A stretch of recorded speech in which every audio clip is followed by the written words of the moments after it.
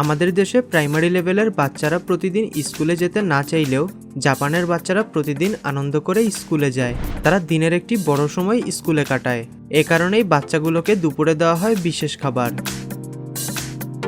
জাপানের স্কুলে শিশুদের লাঞ্চকে অনেক গুরুত্ব দেওয়া হয়। বাচ্চারা প্রতিদিন সকালে স্কুলে আসে। স্কুলে আসার পরে শুরুতে তারা পড়তে বসে না, বরং তারা ব্যাগপত্র রেখে স্কুলের মাঠে যায়। মাঠে প্রতিটি স্টুডেন্টের জন্য আলাদা করে গাছ দেওয়া থাকে। তারা এসেই প্রথমে গাছে পানি দেয়। তাদের শেখানো হয় কিভাবে একটি গাছের যত্ন নিতে হয়। একটি বড় স্কুলে মোটামুটি 1000-এর মতো বাচ্চাদের জন্য লাঞ্চ বানানো হয়। আর এই লাঞ্চ বানানোর প্রক্রিয়াটি সবথেকে বেশি ইন্টারেস্টিং। সর্বপ্রথম ঠিক করা হয় মেনু। তারপর ঠিক করে আজকে বাচ্চাদের কি খাবার দেওয়া যেতে পারে। প্রতিদিনের খাবার বাচ্চাদের পর্যাপ্ত পুষ্টির সঙ্গে হিসাব করে ঠিক করা হয়, যেখানে থাকে মাছ, মাংস, চাল, সবজি এবং দুধজাত খাবার। প্রতিটি খাবার শিশুর স্বাস্থ্যের কথা ভেবে ঠিক করা হয়। চাল শক্তি দেয়, মাংস প্রোটিন দেয়, সবজি ভিটামিন দেয়, আর দুধ ক্যালসিয়াম দেয়। এরপর আসে কিচেনের কাজ। কিচেন অনেক বড় এবং আধুনিক। কর্মীরা কাজ শুরুর আগেই তাদের পোশাক সহ তাদের সম্পূর্ণ শরীর জীবাণুমুক্ত করে নেয়। এই রান্নাঘরে আলাদা আলাদা জায়গা থাকে। এক জায়গায় সবজি ধোয়া হয়, অন্য জায়গায় মাংস প্রস্তুত করা হয়, আরেক জায়গায় স্যুপ বানানো হয়। মাংসের ক্ষেত্রে বিশেষ যত্ন নেওয়া হয়, যেমন তন্দুরি চিকেন বানানোর সময় মাংসকে প্রথমে দই এবং কারি পাউডারের সাহায্যে মেরিনেট করা হয়। দই মাংসকে নরম করে, দুর্গন্ধ দূর করে এবং স্বাদ বাড়ায়। মাংসগুলোকে ঢেকে কিছু সময় রেখে দেওয়া হয়, যাতে মশলা ভালোভাবে ঢুকে যায়। তারপরেই মশলা তেল ছাড়া ওভেনে ফ্রাই করা হয়। সবজিও সতর্কতার সাথে ধোয়া হয়। প্রতিটি সবজি 3 বার ধুয়ে পরিষ্কার করা হয়। বড় সবজি যেমন বাঁধাকপি বা গাজর ছোট ছোট টুকরো করা হয়। ছোট সবজি আলাদা করে রাখা হয়। সবজিগুলোকে ঠান্ডা পানিতে রাখা হয় যাতে সবজিগুলো তাজা থাকে এবং খাবারে কোনো জীবাণু না থাকে।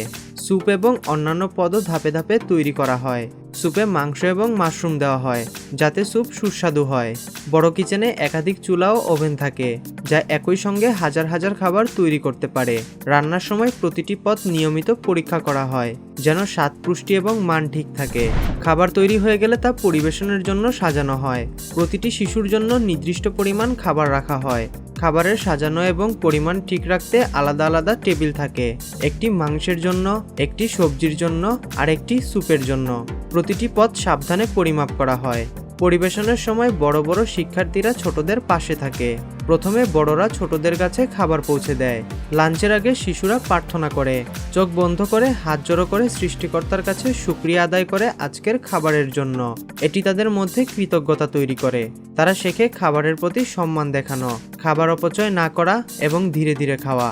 1000 বাচ্চার জন্য লাঞ্চ পরিবেশন করা সহজ কাজ নয়। প্রতিটি শিশু ঠিক সময় খাবার পায়, খাবারের পরিমাণ ঠিক থাকে এবং খাবারের পরিবেশন সুন্দরভাবে হয়। খাবারের পর শিশুরা মিলেমিশে পরিষ্কার করে। ট্রে, প্লেট, চামচ এবং টেবিল ঠিকভাবে পরিষ্কার করা হয়। শিক্ষকরা যাচাই করেন যেন সবকিছু ঠিক থাকে। এটি শিশুদের মধ্যে দায়িত্বশীলতা, সহমর্মিতা এবং ধৈর্য তৈরি করে। জাপানের বাচ্চারা স্কুল লাঞ্চ খুব পছন্দ করে। তারা আনন্দ করে খায়, নতুন খাবার খেতে শেখে এবং একে অপরকে সাহায্য করে। লাঞ্চের পরে শিশুরা খেলাধুলা করে, বই পড়ে বা ঘোরাঘুরি করে। জাপানের স্কুলগুলো দেখলে বোঝা যায় স্কুলের লক্ষ্য শুধু পড়াশোনা নয়, ভালো মানুষ তৈরি করা।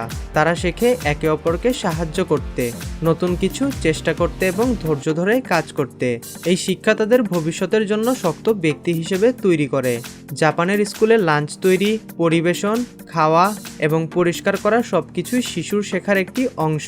তারা খাওয়ার পাশাপাশি সামাজিক শিক্ষা, দায়িত্ববোধ, ধৈর্য এবং কৃতজ্ঞতা শিখছে, যা আমাদের দেশের স্কুলগুলোতে দেখা যায় না।